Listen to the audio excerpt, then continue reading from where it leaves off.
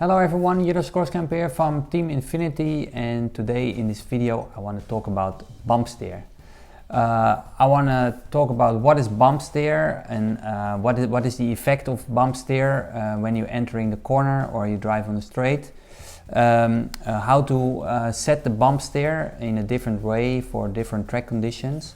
So let's have a look now, and I will show you all what I know about Bumpsteer. So as you can see, I took my IF14-2 car, and the initial setup for the Bumpsteer is 2mm.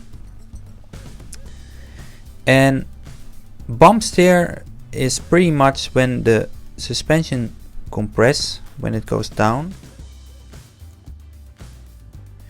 The angle of the tire will change. So with the 2mm shim, the Bumpsteer, or the change when the suspension compresses when you drive in the corner or you drive on the straight and you have small bumps, the angle of the toe out, because normally you use around 1 degree toe out standard when it's standing still. So with the 2mm shim and it compresses, the toe out will basically stay around the same angle. So that means when you hit the bump or you go through the corner, the toe out doesn't change. So now, when I gonna use more Bumpsteer, so that means more shims, the linkage will be more straight when the suspension compresses. And with the linkage staying more straight, the toe out angle will decrease and it almost will go inside. That means the steering will be more aggressive. So when you enter the corner, the outside wheel will turn a little bit more.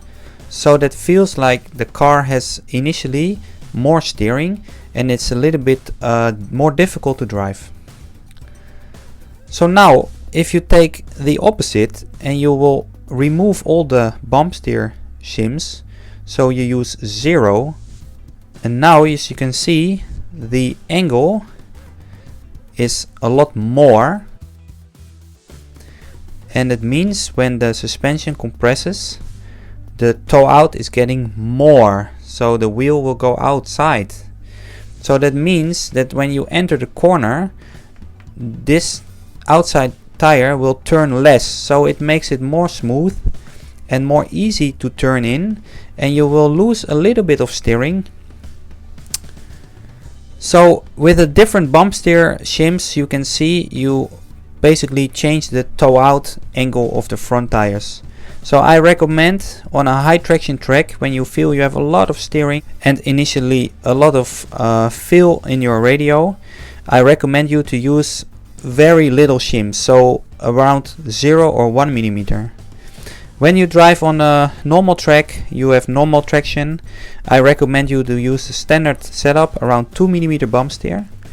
And if you feel like you need a little bit more steering going into the corner, you can go up to 3 or even 4mm Bumpsteer on the IF14-2.